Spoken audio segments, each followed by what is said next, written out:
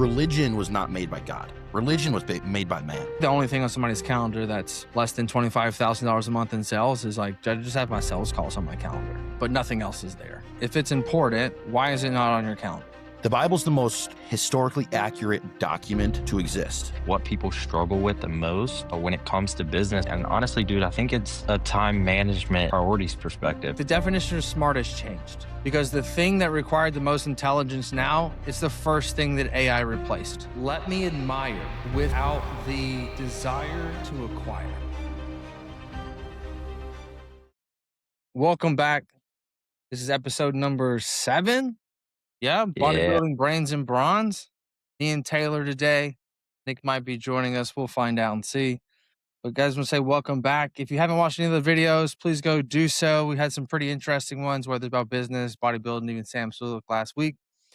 Like, subscribe, share with somebody. I think today we're going to dive a little bit more into the business side of things. So I'm excited to do that. I know you got that clinic up and rolling right now. And then we've got some new things rolling over here at AR as well. And so we get some good feedback. And so I guess, dude, I'll let you open it up with what questions you want to start with. I think a big thing that we could talk about and things that would help a lot of younger coaches out there, obviously with True Coach and everything like that, I've started to notice some trends and like what people struggle with the most when it comes to business. And honestly, dude, I think it's a time management priorities perspective. And I know that you are really big on the time management side of things, blocking off your calendar. If it's not in your calendar, you're not going to do it. So I guess more so like, let's talk about that. Let's talk about what do you do to manage your time, make sure your routine's dialed in, doing the things you need to do at the times you need to do it, that type of stuff. So from a time management, I find a lot of people just go by the seat of their pants. And usually whenever somebody, as soon as they go away from the corporate world, which is very rigid and structured, it's like, oh, I got freedom. And then you don't run anything by a calendar. And then it just becomes a free-for-all and kind of messy. And so I always suggest and tell people is just get structured from the beginning. You know what time you work out every day. You hold yourself to that same standard. Just do that with everything else you're doing. You know, going back to the adage I say all the time is like run your business like you do your fitness. You'll get 1% better every day. And so having a routine, wake up at the same time every day, do the same things every day, right? Like get a routine and set structure. Eat the same times, work out the same times, do your check-ins on the same days at the same times, figure out when you're going to film and create content, and start to run a calendar. I think a lot of people do not run by a calendar for things that they need inside the business, except for like sales calls. It's like usually the only thing on somebody's calendar that's less than $25,000 a month in sales is like, I just have my sales calls on my calendar, but nothing else is there. So it's figuring out like what moves needle in your business. If it's important, why is it not on your calendar? And I mean, honestly, there he is. Big man. Yo, Talking time Honestly, management. Yeah, we're going into some business stuff today, Nick. We haven't really talked much on business. I know we've been friggin' coaches and bodybuilders and fans. To touch on that, Mike, about, what you're saying, I think Felicity made a really good post about this and it's something that I struggle with is having blocks that you're dedicating to one specific thing, because it's very easy to be like, to go down a rabbit hole of things of like, oh, I have all these things to do. So I start doing this one and then it leads to this next one and then it leads to this next one. And then I end up never finishing the first thing that I started. Do you do that? Do you do blocks where you work on a specific thing, a specific, obviously you have a couple business, you have Check-ins Pro, you have AR. Do you have specific times where you're like, hey, I'm working on Check-ins Pro and this category of Check-ins Pro and during this time and then so on and so forth? Yeah. I mean, I wouldn't say I separate like, okay, I'm going to work on this business at this time. Yeah. But I would say it's like, I don't usually just block off a time on my calendar and say deep work. I will put out time on my calendar and say, film this, write this, do this, meet with this person, things of that nature. Because like, again, if you're just putting something on your calendar to block off a time and you have no details of that time, you're still going to waste that time. And so I like to view it as like a lot of people have a whiteboard, right? Like you got one behind you and you write a bunch of stuff on there that we need to do. But yet, have you taken those things and put them into a calendar on when you're going to do them? Or they just stay up there as things we need to do? Right. So what we've done is we've done the ideation. We just haven't done the implementation. Got you. And so it's like, when are we going to put that into place? So for example, break this down easy. I need to hit my macros. These are what they are. It's like, that's great. But what meals are you going to eat? And when are you going to eat them? Let me now break down those macros into each meal. And now I have a plan that I can follow versus just an idea. My idea, 4,000 calories. Now I need to break that down into implementation on when, where, and how. And then it becomes achievable. You're running by the seat of your pants trying to hit 4,000 calories. And all of a sudden, at the end of the day, you're like, dude, how am I going to eat 200 carbs? It's 9 p.m. Mm-hmm. Right? So it's just getting rigid structure on how you're going to do that. Pop-Tarts. Right? Nick, And so the more experience that you have, let's say in dieting, then the easier it is to come to like fly by the seat of your pants. Mhm. And that's why when we have new people that we sign up with from a coaching perspective, we don't just usually give macros when they're brand new, because they're just eating a meal and then logging it and then trying to fit the rest. And fitting is really hard when we don't know, or we're not foreshadowing like, okay, so I know that 4 ounces of chicken has X amount. So I'm starting to rough estimate what I'm doing at 6 p.m. They don't have that yet. We don't have the experience. So from the business side, it's like you don't have the experience to just rough it. And so now we have all these ideas in our head that never actually get done. We have procrastination because we have all these ideas and we don't know how to do them or what to do them. And so procrastination typically just falls down to, I have too much to do, so I'm going to do nothing. If we can say, hey, here's 7 ideas, here's 7 days, I'm going to do this day, this day, this day, you actually start to knock out a lot more and you start to just check those things off. So go from the checklist of things need to do, and then now segment those and put them on the calendar, and you will get 10 times more work done. I think interesting point. just got a clip there. Yeah.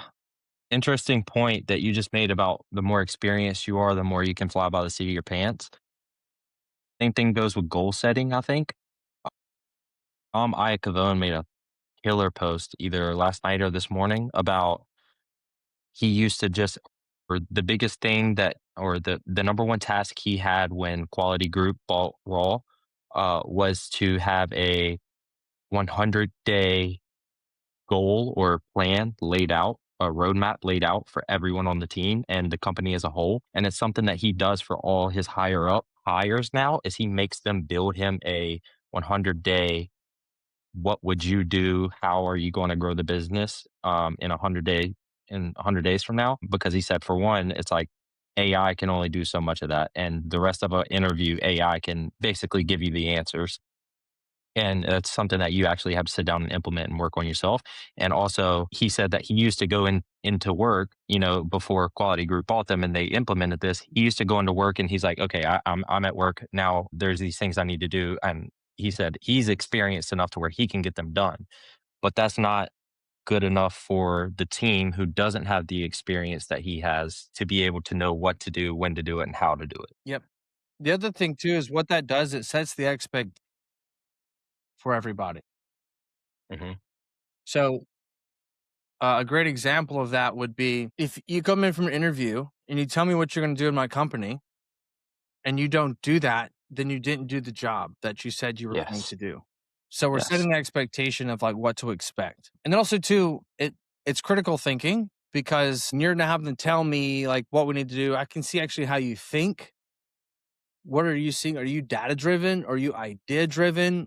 I heard the CEO of NVIDIA make this statement. And he's like, they asked the question like, who's the smartest person you know? He was like, the definition of smart has changed. Because the thing that required the most intelligence now, it's the first thing that AI replaced. Is it that smart, or is it just memory? The smart people, the new definition of smart, will not be done through textbooks. It will not be done through knowledge. It will be who's the person that can critically think and see around corners. Because AI can't see around corners, but humans can. Because AI is only driven off data, not off necessarily like Intuition. yes. And so it's like, where do we think trend is going to go? So seeing around corners is something that's from a futuristic standpoint, right? I need to be able to map out and see just past today. So what I find very interesting is like, I'm a person that sees futuristic. And so I Same. like to think that's kind of where I go. But he said, he's like, but the thing about it is that the new smartest people will not be the ones that make good grades. Those are not going to be the ones that are considered smart anymore, or the companies actually need. Because the ones that make the A's, that's great and all. However, usually that does not require critical thinking.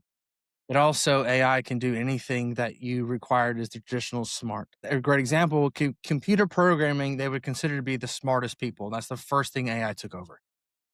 You're right. Right? And so Yep. it's thinking about, how would I use the software? How could we implement it? What would the consumer feel from it or get from it? And how can we use that? So it's going to be a real interesting take over the next few years, like where smart lands. But you got to be able to critical think coming back, because critical thinking, I think, is the most important thing to bringing somebody in the business that you don't have to micromanage. I mean, this goes for marketing as well. Like anybody with Andromeda and the way ads, ChatGPT can tell you how to set up an ad, but do you know the funnels that it's going to take and all the steps to those funnels that are going to be required once the ad is up and once things are going and stuff like that? I think that in time, anybody will be able to create an open source AI agent that you say, hey, study my ad platform, and then study these 3 other ad platforms, and then tell me exactly what I need to say and what I need to wear and where I need to stand based off the data. And it'll do all those things for you That's wild. instantly. I don't like it. Now, I think the differences would be really nitty gritty, would be like, study these pre-sales call videos that I sent over, because I made 5 different variations. And then who showed up to the calls. This is really like bigger business. Who showed up to the calls? Who made purchases? What percentage of the videos did they watch? What were the important pieces? Between the people inside the videos that we showed as examples based on your application, correlating factors, and it's going to say, make this video talk about these people and send it to people that said this on their application. That's where it gets crazy. Yeah. But it's going to come. I don't know that it'll be anytime soon. I also don't know that it's going to be something required for, let's just say, small business. But that goes back to, you have to be that smart, creative, futuristic person to even be able to implement with the things that you're saying. Like, in order to come up with the idea to tell AI to do it's that. not the implementation, because AI will build all the things, right? Instantly. It's the smartest people are the ones that put the guardrails on the source for the ChatGPT or the AI to control it. The weird thing about AI is that you're not actually telling it what to do. Open source, you have to tell it what not to do. And how often are you actually guiding and teaching somebody on telling them what not to do? We just don't do that. We don't say like, hey, whatever you do, don't eat this food or this food or this food or this food or this food. We typically say eat these foods. Mm-hmm. But when you say eat protein, it's going to find anything that's protein. So you have to basically say, hey, don't use vegetables as a protein source. Don't use nuts as, they say all the no's, which is kind of strange, right? A great example would be like that new molt bot that came out. Like that whole sector there, the open source.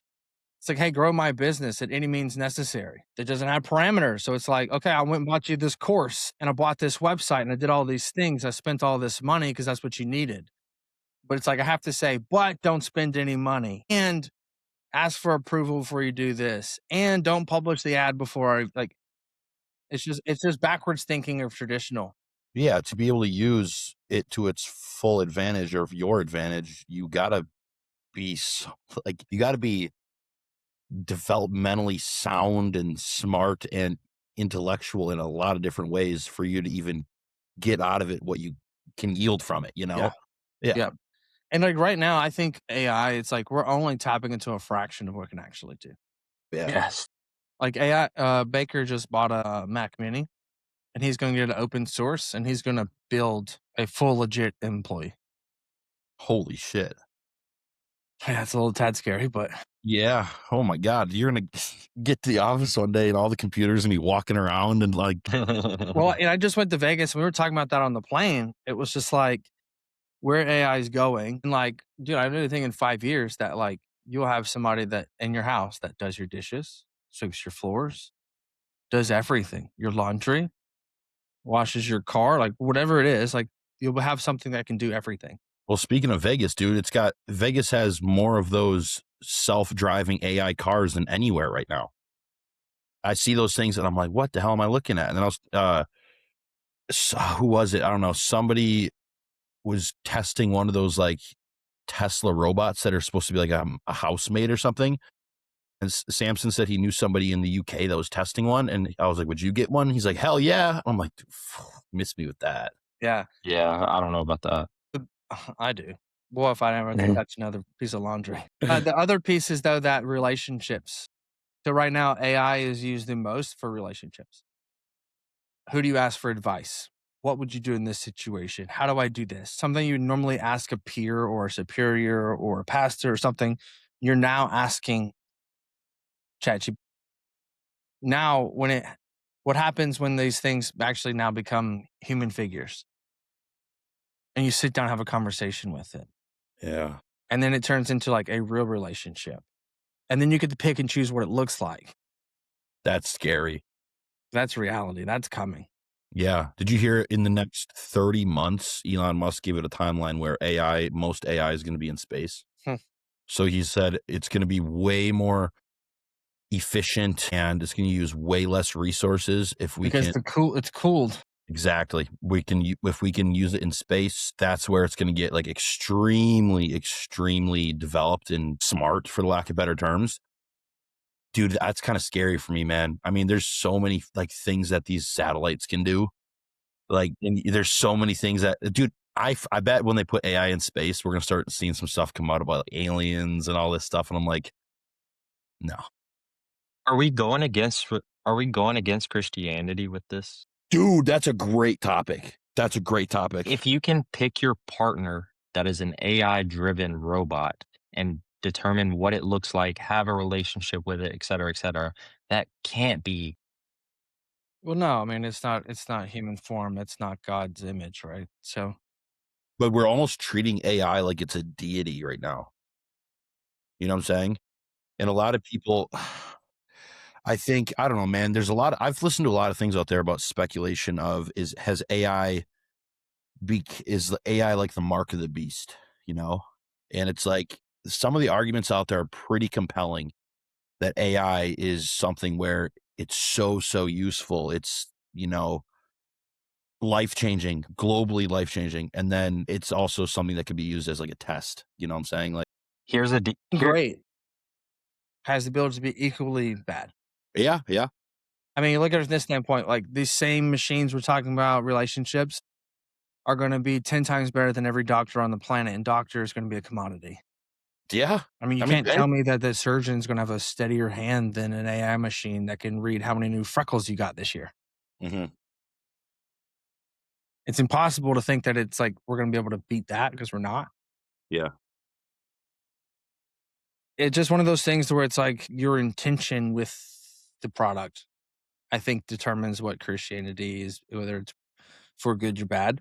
I mean, there's apps right now that are Bible verse apps where you basically can like go back and forth and ask questions to the app and AI will respond with you explaining the text. Like that's a really great use. Like it's and talking pastor who has no limitation on education with zero opinions. That's a really great resource. I'm kind of like 50 on that because it's like, it's a great resource. Yeah.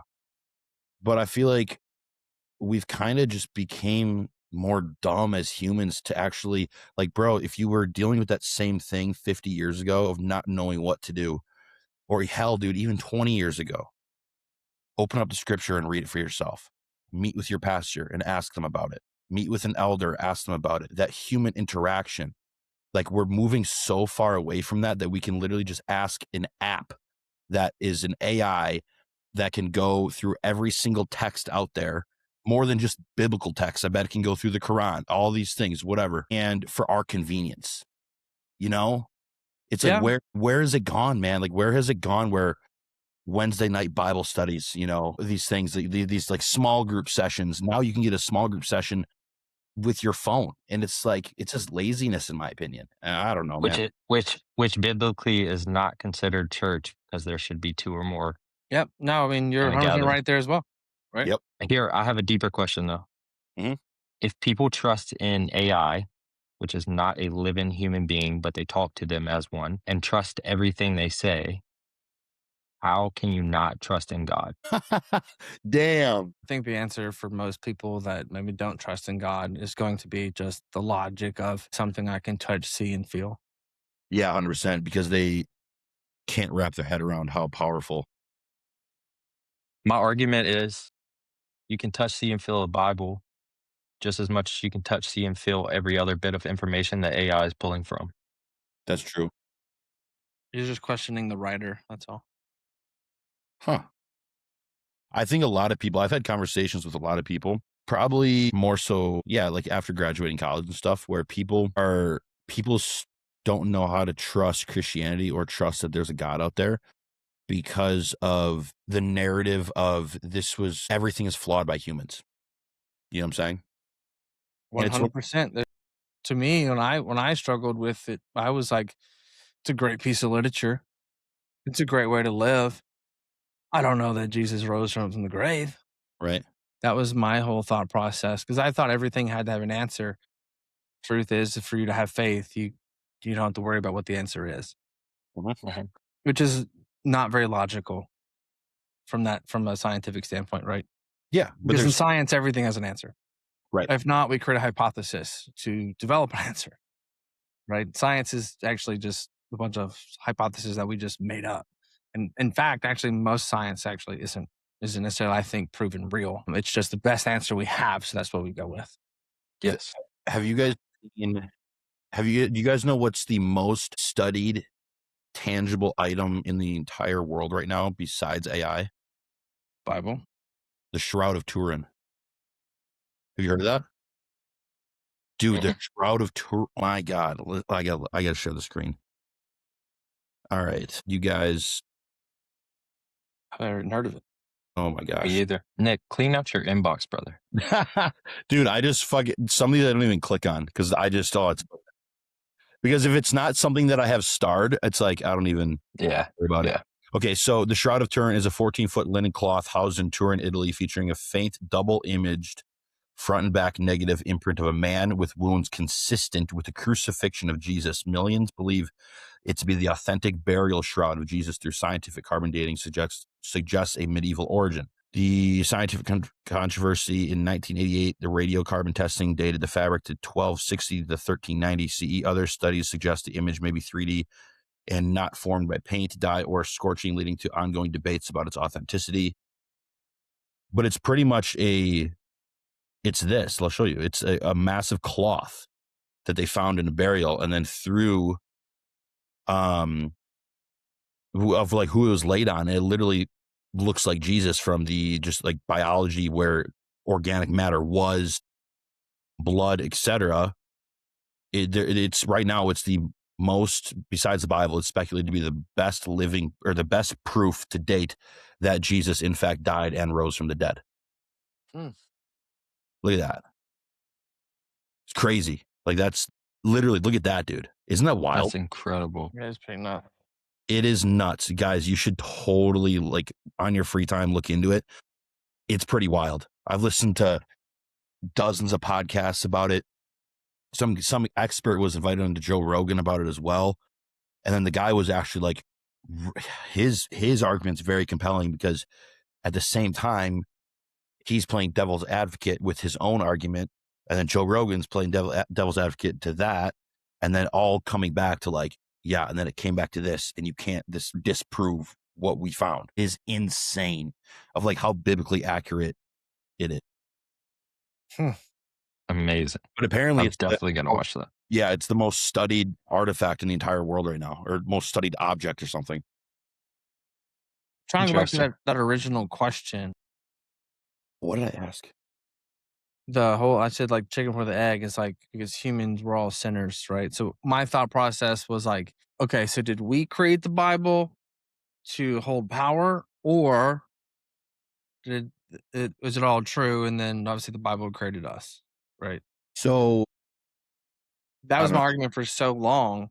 Yeah. And the more and more I think about it, I go, how could so long ago we create something so powerful from literature that it lasts this long, has that big of an impact, and literally is over like wars over it. Yeah. And I'm like, if you think about it, like, so that'd be the most powerful thing ever created in history. That's just words. That Do you I find that just that for me becomes very difficult to think that like, okay, so somebody or a collective of people manufactured something so powerful. I find that very hard to believe. Well, this is how I look at it, because I've gone through a very similar thing in my head before. Religion was not made by God. Religion was made by man, if you think about it. Yeah. Okay. Religion was made by man, and religion, in my opinion, was made by man to control a narrative. Okay. It was not to bring people together. Okay. That's just my opinion, though. You can disagree with that. All right. Mhm. If we truly wanted to bring people together, man, think about it, dude. During medieval times, man, if you were a peasant and you were not a noble person and you had any copy of a Bible, they would kill you for it, because you had to listen to the church. Your access to the Bible, your access to the word was through the church and through nobility. Okay. Controlled through power and money, Exactly. All right. manipulation. So the way I look at it, man, it's like the Bible, from my understanding and from what I've looked into and learned and been proven wrong and proven right, whatever. The Bible's supposedly the most accurate, the most historically accurate document to exist. Okay. Because, or out of all religions, excuse me, it's been written by a group of people, not just one person making copy after copy after copy after copy. Most of these people have never met in their entire life. The copies of the Bible that were found in Asia or that were found in separate parts of the world, these people never left their areas, and somehow word got to them and everything matches up. It's like, it's one of those things where the word and the gospel and what was originally written, that is like the truest thing possible. That came before the actual formation of the Bible. Does that make sense? It's like it's the word, the scripture, the most pure thing, the most pure form of God's word was the stuff that was scattered globally before it was compiled into one text. You know what I'm saying? Codex, That one Codex, I don't know how to say it. Codex Sinaiticus. Sinaiticus. Yes. So before it was compiled into one text, the amount of things that were left out of that, in my opinion, to drive a narrative is pretty wild, you know? And I'm not saying everything that was left out of it is true, though, because you can't prove everything right or wrong. But it's like, how I look at it is like the formation of religion corrupted it from its original intention, in my opinion. You know what I'm saying? Yeah, I mean the Pharisees, for example. Exactly. Right. I found this interesting. My wife is like really big in getting into theology, like studying theology and things like that, and like doctrine, etc. One of the books that she read, I forget what it was called. It's like, from a scientific standpoint, the Odyssey is the oldest form that they would consider true doctrine, like true text. And there were 800 copies created. Or it was 800. It got copied 800 times, and it was recorded 2,000, 10,000, something like that, years after it happened. Damn. The New Testament, 1,000 copies, started recording 60 years after. So we take something that's thousands of years of just dialogue, then written down 800 times, 32,000 over, and started from a 60-year standpoint after it happened of starting to be documented, and be like, well, this is fake, or not real, but this one is. It's like Right. 800 to 32,000. That's our what? And like, Dude. so that's the largest gap. It's like Odyssey's 800. That's the most and the biggest document recorded. It's not even close. Like, Yeah. But we're by going to go, multiples. the thing that has the greater numbers, we're just going to like keep that hypothesized and skeptical about that. But over here, because it's religion based. exactly. That's so messed up. Pretty wild. That's wild, dude. But it was that book that was basically like trying to, like, guy went out to basically prove that, you know, God and Jesus wasn't real. And time he got end of it, he was just like, he became a believer. Because of all the documentation proves otherwise, actually. That is so crazy. Just based That's off amazing. of documentations. Well, dude, also think about before anything was ever written down, okay? I think, not speaking biblically, like right now, I think humans now are the least evolved than they've ever been before, okay? Like, I think the way I look at it, man, it's like there's things that we cannot explain. We can only hypothesize that have gone on in this world. There's 6 or 7 different cataclysmic events that wipe out civilizations, but somehow things match up around the world. And there is a very, very close similarity to that being a deity, being a god. You know what I'm saying? Like there's, and this is like pre-biblical times. Like think about the most recent cataclysmic event was the Younger Dryas. Okay. That was like 11,000 years ago. There's things that on this earth that date older than the Younger Dryas that we can't explain. Things that are like carving into the most hard granite stone megaliths ever. And you can't even scratch granite with a certain, with a knife. But somehow humans have carved text into them. Like, I think humans have known about the cosmos, know about the cosmos so much more thousands upon thousands of years ago. And I think it has to do with like a godly essence on this earth. You know what I'm saying? That's my speculation. I think it's crazy. I don't know. It's nuts, dude. Like if you see photos of the oldest megaliths and how they came to be, some of these megaliths, there's cities at the bottom of freaking lakes, bro. Like Lake Vaughn. It's freaking insane. Like, why is there a city at the bottom of the lake with these megaliths and these these ruins that they use? There's a crazy amounts of like electrical activity down there still to this day, and it's like, man, there's so many mysteries of this world that we want to know so much about. And we try to speculate, but there's one thing that it all comes back around to. And that one thing being like, God is like omnipresent. Like he knows how things happen. He knows how everything was made, but it's not our job to figure out how our history started. You know what I'm saying? It's our job to keep faith. It's our job to lead by example. It's our job to, follow in the footsteps of what has been written out for us to the best of our ability. Be a good person. Exactly. Just be a good person. Well, time management. How the hell did we get onto that? I know. Oh my gosh. Have Boys, I might have to jump. Yeah, you're good, man. All right. I'll talk to y'all. All right, no peace. problem, man. Have a good day. See ya. You too. Have you ever listened to the guy named Billy Carson? I think so. Is that the guy that went against Wesley Huff and he like destroyed him? Yes. Yeah. Bro, Wesley Huff. That's how I got introduced to Wesley Huff. Bro, Wesley Huff is the shit. Yeah. He went on Joe Rogan. I think actually that was one of the biggest impacts on Joe's journey because I've heard through the grapevine through some people in Austin that Joe's like attended church like the last 5 out of 7 weekends. No way. Good for him. Yeah. Yeah. I think he's just had enough people come on that have really like put in some things in perspective for him. Yeah. Because I think he's finally, Joe is a huge like fanatic about pyramids and ancient texts and aliens, all this stuff. And for years, he was so into it. And he would bring on the biggest experts of the world. Yeah. I think trying to seek answers. Yep. And then when you realize that there are things that just cannot be answered, you're like, well, there has to be something bigger that's out there. That's where I was going. So the question is like, okay, so do I believe more in God or aliens? Yeah, dude, seriously. And it's based on like doctrine and based on like, all these other people that saying like, well, here's proof versus aliens is just something somebody just made up. Joe's like, well, I'm going to go with what's here. And looks like this is more legitimate than that. At least that's my perspective of what I think Joe thinks. Yeah, no, that makes sense. It's crazy.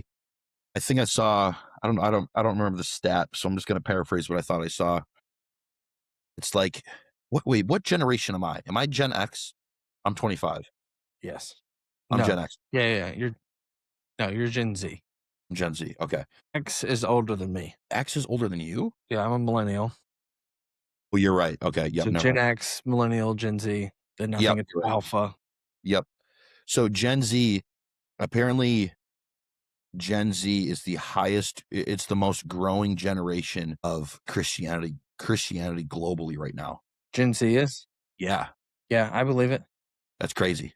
That's awesome. I believe it. I think that I think it has a lot to do with the climax of the society. A lot of lost people. A lot of lost people searching. I think there's a lot of lost people searching because they're starting to realize that they've been divided so much, so intensely, and gone along with certain narratives for so long that they're starting to realize, like, wow, I placed a large part of my identity and decision making into these things. Speaking of personal experience from somebody that's close to, the spouse of my best friend, we were talking yesterday on our podcast. Before the podcast, we were in the room, and very briefly, because I made sure that I told them I didn't want to talk about it for long. And we don't ever talk about anything political or current events on our podcast at all. But the topic came up about like this most recent stuff about the Epstein files and stuff like that. And I just said straight up, I'm like, dude, this nowadays, it's more evident that right now it's just good versus evil. That's the only thing. And my best friend, he said, dude, I'm not going to lie. I think the same thing. And that's what I told so-and-so the other day, his wife, because she was saying how she's so depressed and very down in the dumps about things going on in this world. And he had to tell her straight up. And I'm like, and he said, now this is his words. He said, honey, it's not, this stuff was never meant to consume us. We were never meant to constantly put stuff on our stories that are divisive, repost headlines, all this. And he said, you're feeling like that because you have put so much of your identity into a political ideology. And it's very true for a lot of people. And I think people don't want to accept it. They don't want to understand that they are part of the play, that they're a pawn in the game of dividing and conquering a nation from within. And the one thing that brings people together is common ground of, hey, we're all the same people here, but we've been trained year after year after year to be divided on religion, to be divided on race, to be divided on political ideology, etc. But what if we just came together on one thing? Like, what would the world look like if we did come together on just one thing? Politics wouldn't matter. War wouldn't matter. Homelessness wouldn't matter. But guess what? Those things aren't profitable. When the world comes together, it's not profitable. So once you can realize that, this changed my life the other day. I was thinking to myself, I was like, why have I felt the most at ease in my life in the past 6 months? And I realized that it's because I've only been giving my attention to the things that pay me. And I brought it up in my story, and somebody's like, well, why would you only give your attention to that? Like, why would you only give your attention to money? And I said, bro, I'm not talking about money. What pays me spiritually? What pays me, to what's paying me to be a better sibling, to be a better son, to be a better partner? Like, what I'm going to give my attention to the things that I can see a return on in my life that make me better, that makes my family better, that makes my team better. When you can focus on the things that make your community better, you literally just you start to operate on bliss. I think another way to put what you're saying is that you only focus on things that you can control. Yeah, there you go. You can't improve it. You don't focus on it. 100%, bro. Right? Like feeling a certain type of way because somebody says something on the internet, or because this political party did this or that political party did that. And it's like those things are out of our control. And so it's like I don't put weight in the things that I can't determine the outcome. And so for myself, it's like how many people yelled at the Super Bowl TV this weekend and it affected them. Yeah. It's like, I can't control that. You know, be honest with you, before the Super Bowl started, I was like, who's playing? Same here.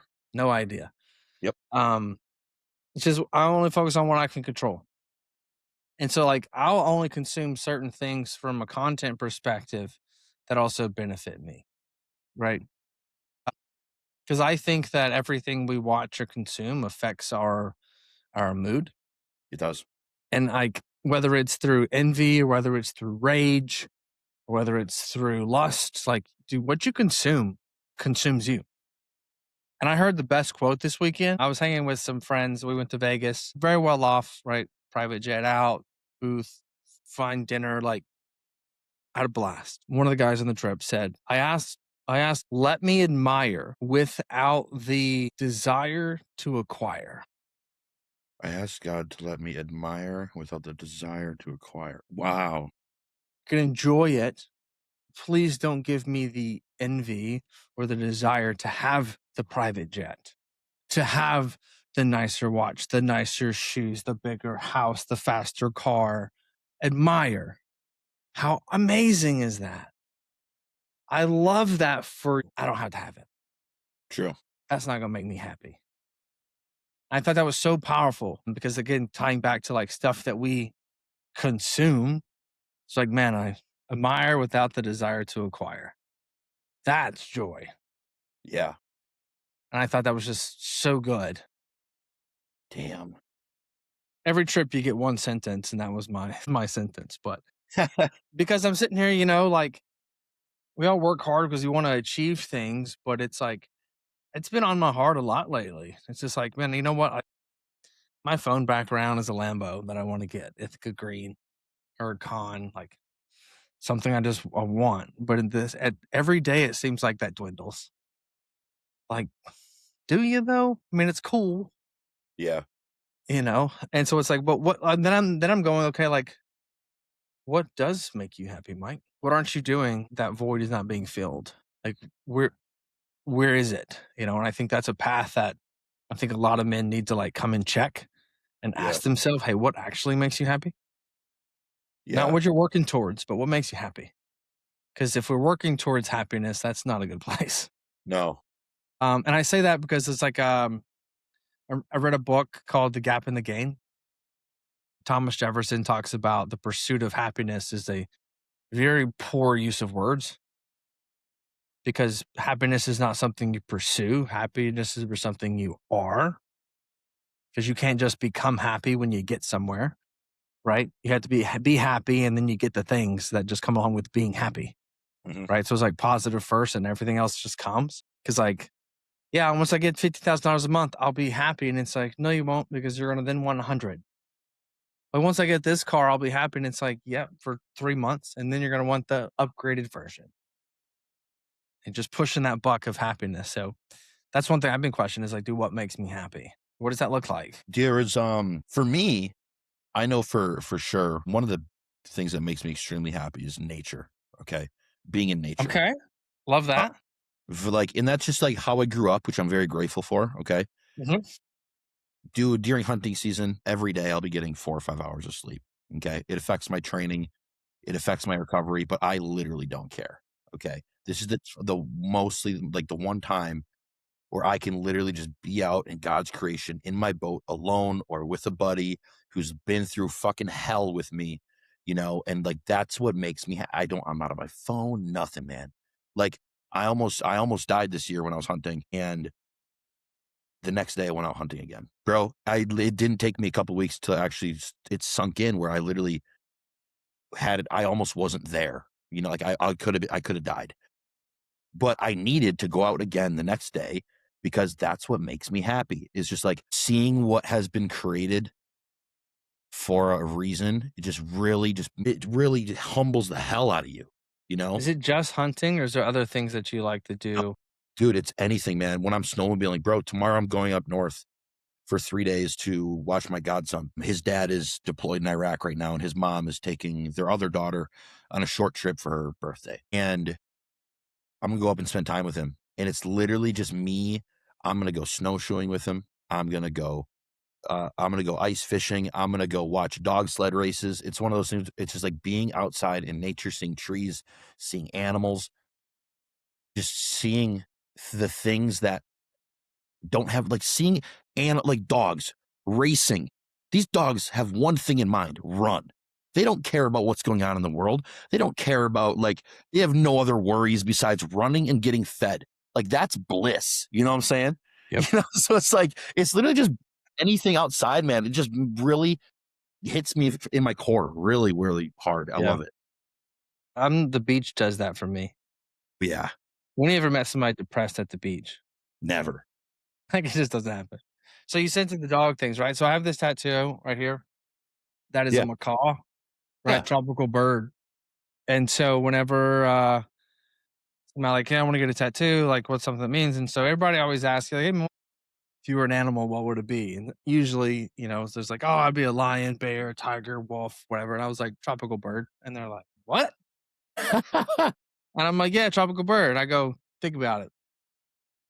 They don't have any predators. They eat fruits and nuts, and they live in the most beautiful places in the world and fly above the canopy. And they're beautiful. I go, name a better life. Yeah. Like, I don't have to scrounge for food. I don't have to necessarily like work for it. It's like, I was like, to me, that sounds like bliss. Wow.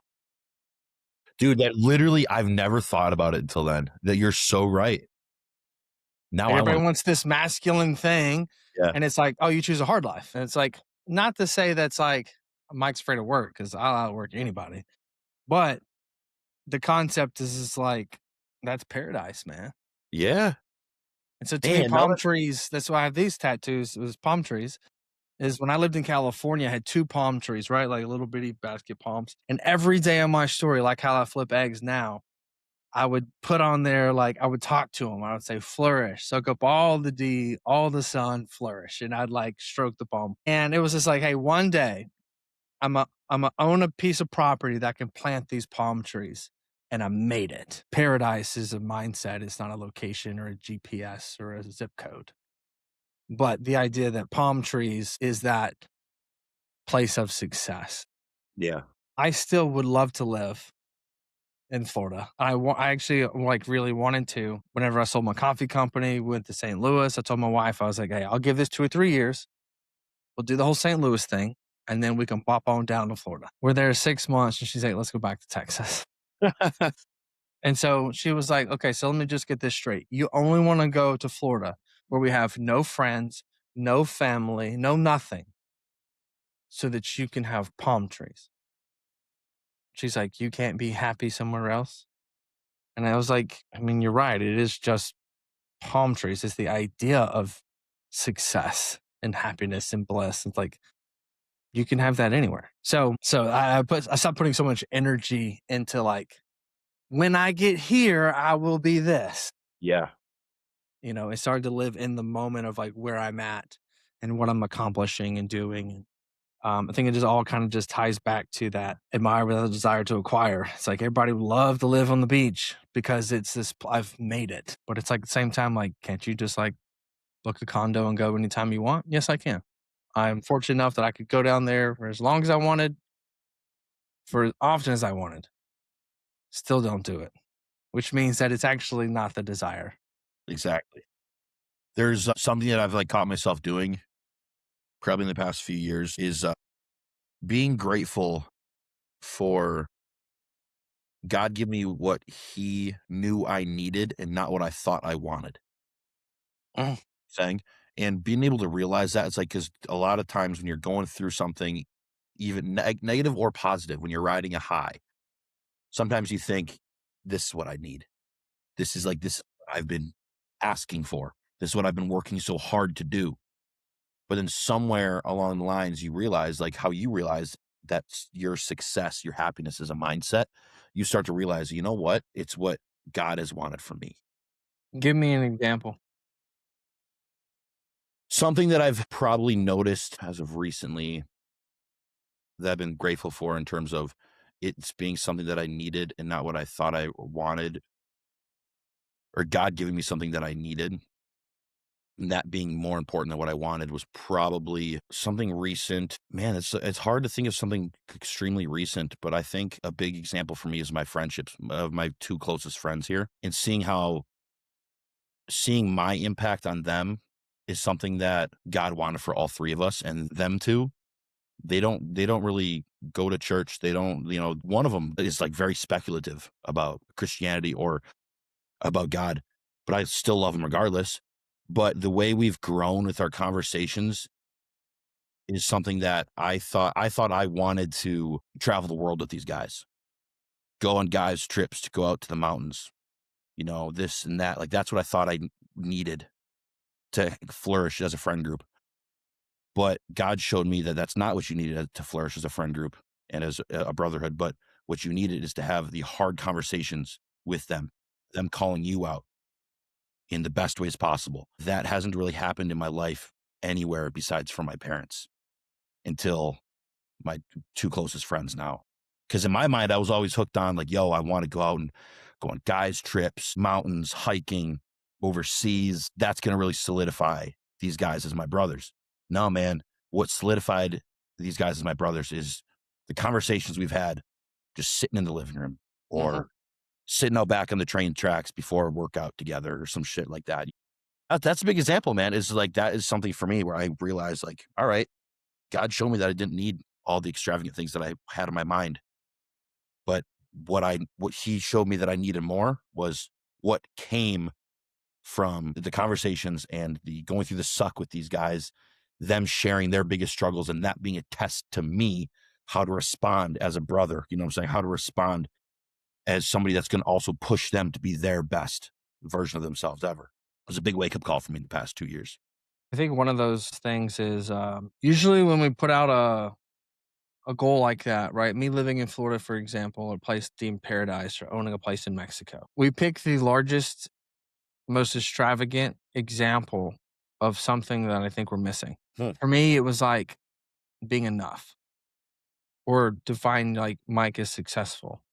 It's like, well, that would mean like that's the ultimate level. So like I picked the largest thing. Traveling the world, being able to do those things with somebody, like that idea was trying to feed something that actually just needed a smaller dose of medicine to fix. And maybe that's just connection. Maybe that's just brotherhood, Yeah. right? Feeling wanted. Something that fed, that didn't need the dosage that we thought we needed to fix the problem. Yeah. Damn, that's deep. I like that for sure. It's, the Lambo, the Bugatti, the $4 million mansion, like all those things is just feeding an insecurity inside of us in some shape, form, or fashion. Yeah. Dude, and that's the thing, man. I had a conversation the other day with one of my friends, one of the friends that I was talking about just now. And he's like, dude, why haven't you bought your dream house yet or built? You make plenty of money. And in my head, selfish enough, I did think, I'm like, you know what? I could do that. I could go build something really cool or buy something. But what am I doing that for? Am I doing that for me?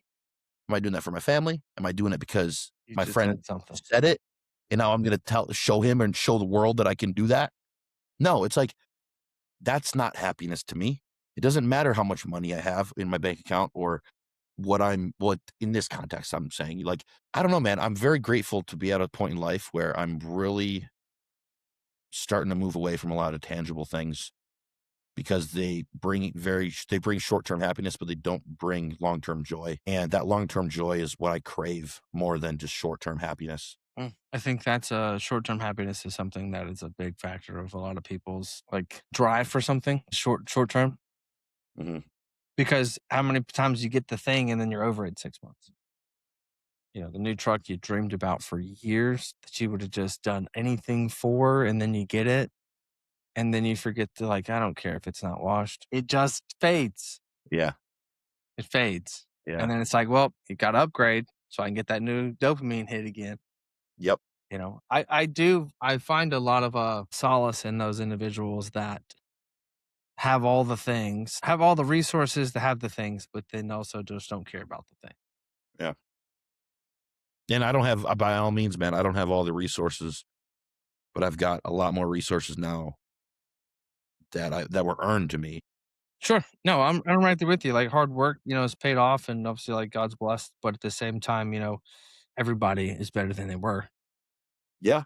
So as a good friend of mine told me, he was like, "You're just in a different season of life that I'm currently at," or et cetera, et cetera. I have a question for you. Yeah. Somebody that's like as a friend, somebody that I look up to, but also that's older than me. Do you think it's bad to think that the reason, or it's bad for me to realize, like, you know what, they don't like me because they know that I started out with less than them, but I made more from it. Is that a bad thing to think? I think if I put any bad on it, would be only that you actually think it. Interesting. Because now we're thinking about what other people think about us versus just focusing on us. Because they could say the opposite, and it's still the same thought process. Yeah, true. So whether it's positive thinking or negative thinking, I think putting weight on somebody else's thoughts don't actually do you any good or any justice. So whether it's good or bad, because it doesn't determine the outcome and you can't control it either way. True. And it's just like the reason I asked that is because I just think to myself, I don't even have to bring up an example, but like, I just, as I came up in this industry of coaching and bodybuilding or social media, whatever aspect of it, I didn't have the most ideal situation. I didn't have money. I didn't have a camera. I wasn't getting paid thousands of dollars every month by a closing sponsor, etc. But sometimes something happened recently where it doesn't negatively affect me, but I realized, like, you know what? Maybe some of these people that used to like me don't like me anymore because they saw that I took my gifts and I capitalized on them. And now it's yielding. I'm getting my return on investment of hard work. And maybe they don't like that. Maybe they're threatened by that. You know what I'm saying? That's how I thought about that. I think that I don't know the full quote to this, but everybody comes into our life for a reason or a season. Mhm. And whether that's to teach us a lesson, whether that's to move us in the right direction, maybe that's to derail us so we can learn something. But there's a reason and season. And I think I would ask myself, because I don't think there's either good or bad. When you ask the question, is that bad? I think I would ask myself, why do you think that? Mhm. All right, was it brought? Did somebody say it to you, or is it just something that you just thought? Yeah, that's a good point. I don't know, man. I don't know how I thought of that. And I say that because it's like I've had some of those same thoughts before, Yeah. Okay. right? Because it comes from a guy who lived in Alabama, moved to New York. Yeah. It's like, oh, you big shot now. It's like, if you only knew that I lived in a house with 10 people and I was considered poverty level. Mm. Yeah. Yeah. And I don't think anything bad has entered my mind because I've thought about it, but it's more so like, I don't know. It's more so like, I'm not worried about what those people think of me now or making them happy, but it was more so a testament of like what you said. They're in your life for a reason or a season, it was just, it makes sense now because it was more so I'd thought of it because I heard a rumor and I thought I trusted this person, and then I was like, all right, you were here for that season and now that season is done. Yeah. No, and I totally get that. I've had, between moving to different cities and states over the years, I've had a lot of best friends. Mhm. And not always something bad happens, that relationship falls apart. I've had some last since high school, and I've had some that are brand new. Some that last a year, some that last 4. Not that there's right or wrong. It's just I just enter into a new season of my life, or they enter into a new season of theirs, and kind of just falls out. Sometimes that season is somebody else wants that season to continue and you don't, Yeah, true. right? Or you're ready to move on and they're not. You're ready to grow and they're not willing to change. And that's where we have to stay true to us, because we've also heard this all the time. It's like, you got to cut that tie from that person that's either holding you back or cut the rope. I talk about the podcast of the day is like, cutting the rope is what's required to move to the next level. I was referring to Christianity for myself. I had to cut the rope to a lot of things if I was going to say, hey, you're going to be a Christian now. And so sometimes for relationships and personal growth or business growth, it's like we got to cut ropes. And that season has to come to an end. Yeah. Not that the book is over, but it is the new chapter. Yeah, very true. Very true. Some characters come and go, basically. Hey, that's a great way of putting it. That's for sure.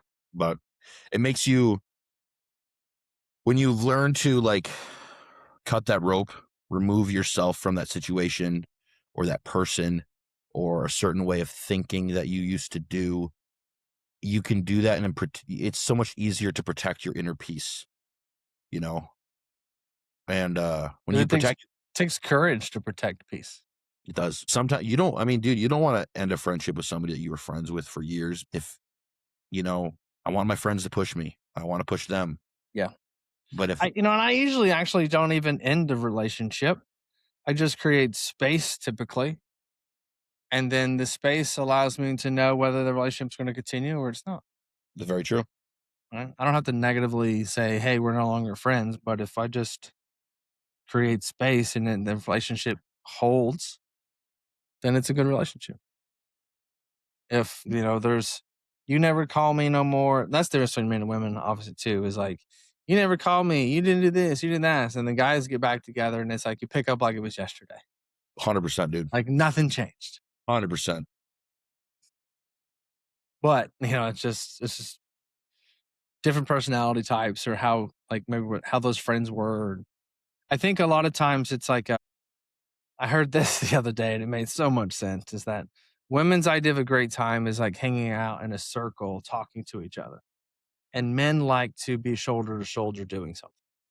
Dude, I saw this same thing, I think. Literally, I think one of the examples that I saw was like men sitting shoulder to shoulder, watching football, not saying a single word or something. Yeah. But like, it was like, would I consider a good time sitting in a circle, talking deep with your best friends on a couch with some wine? The guys are like, no. Like, but we can go all play shoulder to shoulder and play golf together. Yeah. Versus women, like, I don't want to do an activity. I just want to hang out. Yeah. Yeah. Because I think that men work well in a bonding of achieving something, and women, it's more emotional around feeling something. Yeah, bouncing emotions off of each other. What becomes really difficult is somebody like my wife, who does not enjoy the sitting and feeling. Really? No. Yeah, I'd say my girlfriend's the same. She doesn't have like these like group of girlfriends that, like, she struggles to hang out with women. Struggles. Because it's just not fun to her. She's always had just like guys, usually been like her friends. Whether it's like she works she was a bartender, worked at First Form, like those are heavy male driven industries. And so she's had to basically toughen up, right?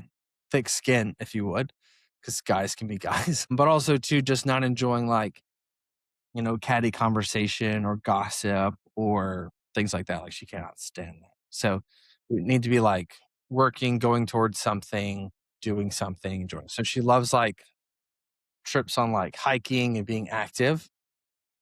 Like we go to a beach and we're like, day one, we're like, it's so nice for us to just relax. And then day two, we're like, we should have brought friends. Yeah. But like the whole point was going to get away from people, but we just love hanging out with people.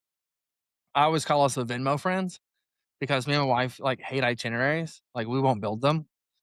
And so if you're like, hey, Mike and Paula, we're going to go hiking and we'd love for you to join us, my answer is like, cool. Just let me know when, where, and how much, and I'll Venmo it to you. And we get there. Don't ask me where we're going to eat dinner. I don't care. Don't ask me what we're going to do. It's not my trip. I don't care. Like, it is your trip. We're going together. Yeah. Who picked the place? You did? Great. We're going to do what you want to do. I'm decision fatigue. I make decisions all day, every day. So I got a team of 30 people. I'm tired. When I go on vacation, just let me be the puppy dog. I'm just going to follow around. I'm going to laugh. I'm going to have a good time. But I don't care where we eat. I have no opinions. I have no concerns. I don't care what time we get up. I don't care how much sleep we're going to get. Just tell me where to be and what to do, and I'll be there with a smile on my face. 100%, dude. I love that. Like, so many people struggle with that. Bro, so many people struggle with it because Why? Why do people struggle with that? Is it Control. control? Oh, yeah, true. Yep. Or it's Validation. like, I want to do this. It's my vacation. Like, I want to be able to do this, Mhm. and I'm just like, I'm on vacation. I don't care. Yeah. I'm Damn. just along for the ride. I'm here to enjoy the company. It's not what we do. Now, the struggle is when two people show up and there's no itinerary of any degree. And then it's like, what do you want to do? I don't know. What do you want to do? I don't care. It's like, great. So we That's do tough. nothing. That's So tough. obviously somebody has to make a decision, but nothing's worse than like you invite people along a trip and you say, hi guys, this is where we're going to eat dinner. And they're like, can we go here instead? It's like, no, the reservation's booked. We have 8 people. It's a Friday night. You decide now you want to make it. Nuh-uh. Put a smile on your face and show up. We ain't changing the boat. That reminded me, there's this one story from last year's competition season. Where were we? I can't remember where we were. South Carolina, Junior USA's. Yeah. Yeah, because it was Junior USA's because Taylor was there. So I had 2 people turn pro there, and I met one of their parents, one of my athletes' parents, okay? And they were great people. Like I vibed with them right away.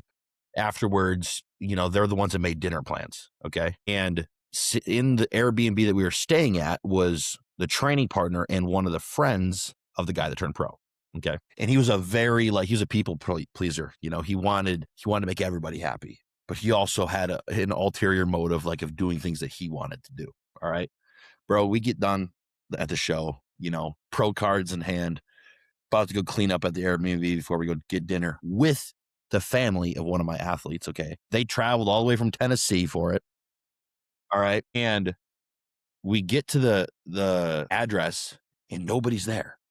And I'm like, what the heck happened? And the training partner friend messaged everybody, okay? And I looked at my phone, messaged everybody, hey, we're going to dinner here instead, including the athlete's family. And they're the ones that made the reservations. He's like, nope, screw your reservations. We're going to go to a place that I want to eat at. And he was talking about this place all week.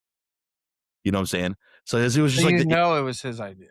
Oh, it was 100% his idea. It was and literally, oh my God, I was talking to the family at the dinner, and they were like, man, we just wanted to come see our son turn pro and come enjoy some time for a few days. And then randomly dinner reservations got changed and we had to just like put up with it. And I'm like, that's tough. I don't want to ever be that friend where I'm like you, man. I'm like you. I'm going with the flow. A lot of things make me happy.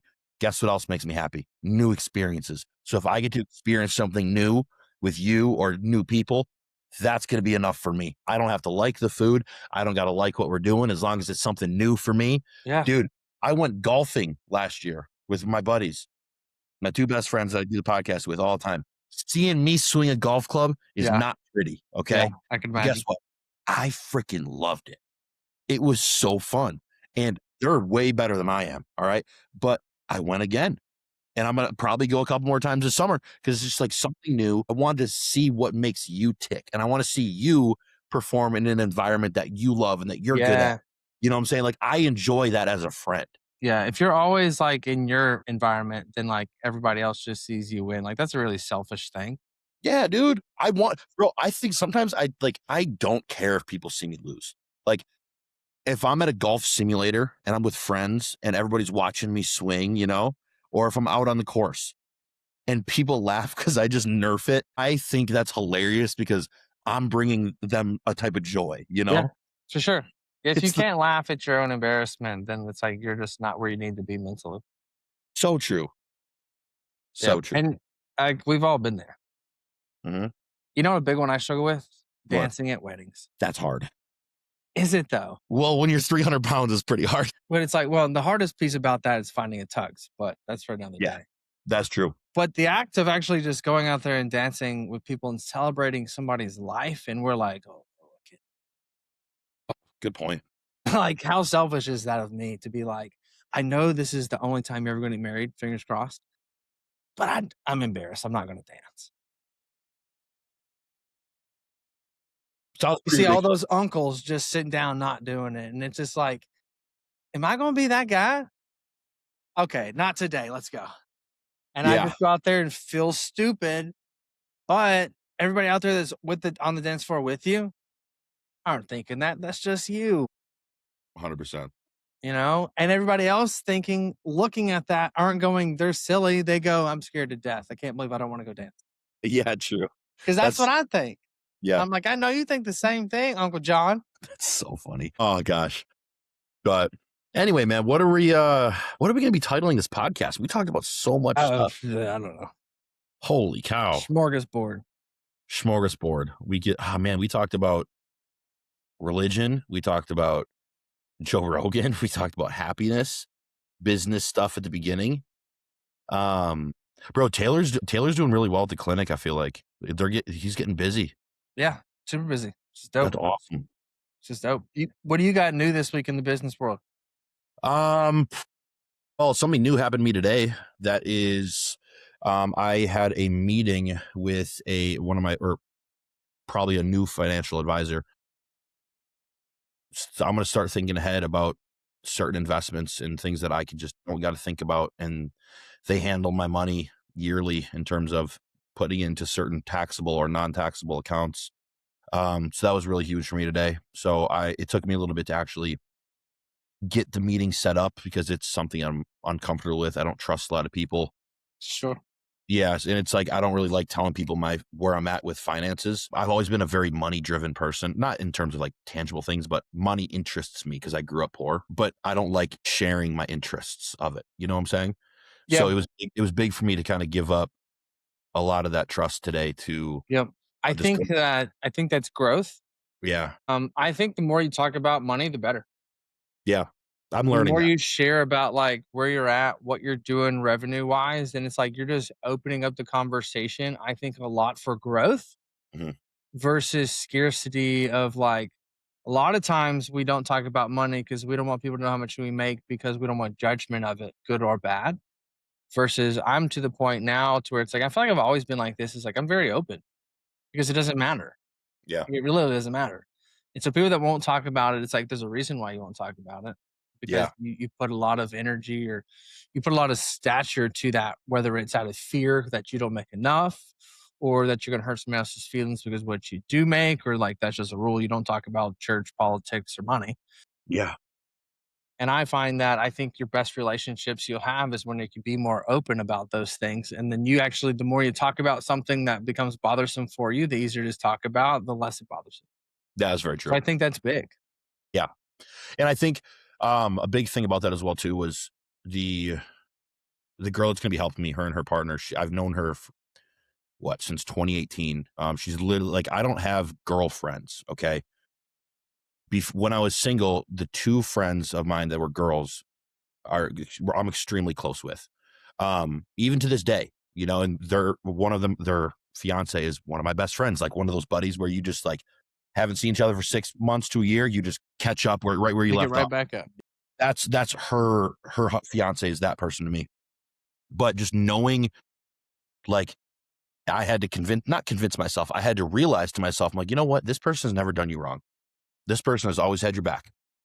She's had your back during really hard times of your life. When you're going through some legal shit with getting arrested, fucking all that stuff. This person, she's now entering your life, like you said earlier, for a reason and a season, So that I had to like get comfortable with that thought. I'm like, you know what? That's right.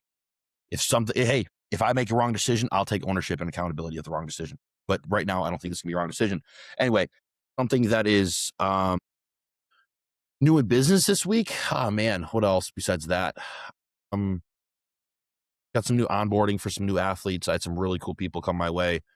I got this one guy. He's 6'5", and he's just a built brick shit house of a human being. Like he's just dense and he's natural, and he wants to get into bodybuilding. I'm like, this is gonna be fun. Nice. So that'll be fun. But other than that, man, I mean, tomorrow I'm heading up north for 3 days to spend time with my family, my godson, and I'm really looking forward to that. Love it.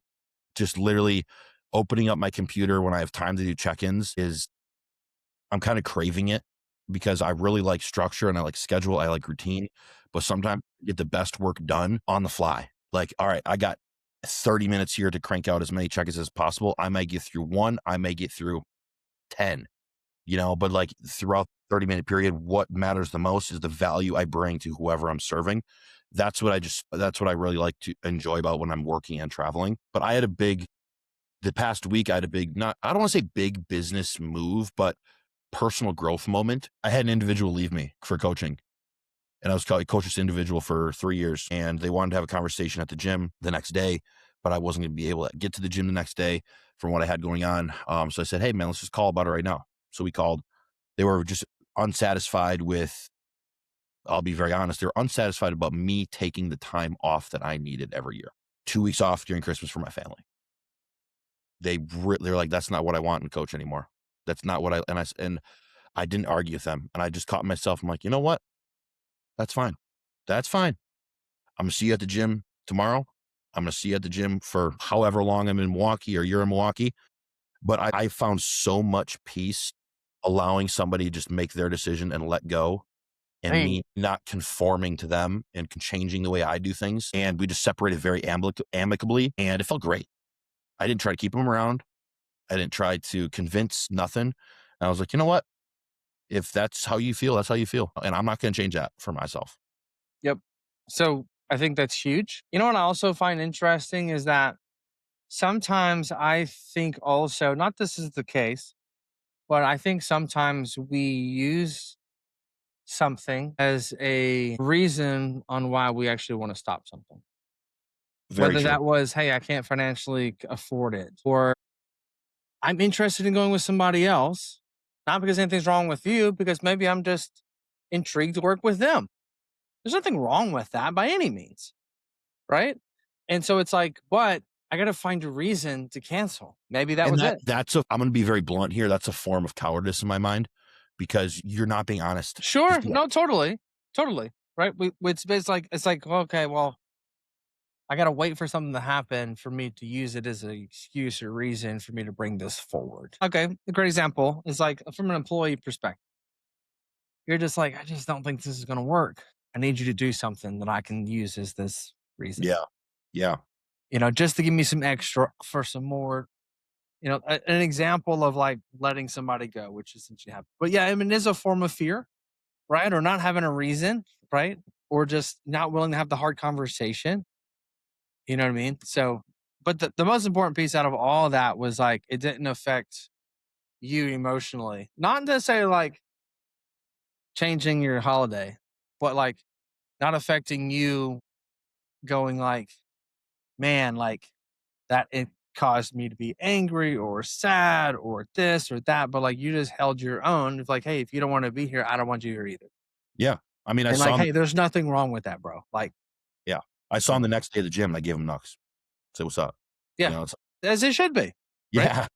I think like I'm a believer that, like, I don't burn bridges for any reason whatsoever. I've had people do me wrong, and then I won't burn the bridge. My end's intact. And then if I ever need it one day, I go. Because it's like at the same time, like, man, for a long time, I hurt myself way more than you can hurt me. Great point. I've told a lot of nasty things to myself. I've caused myself more internal pain than anybody else can cause me. We're our own worst enemies. We're our own biggest critics.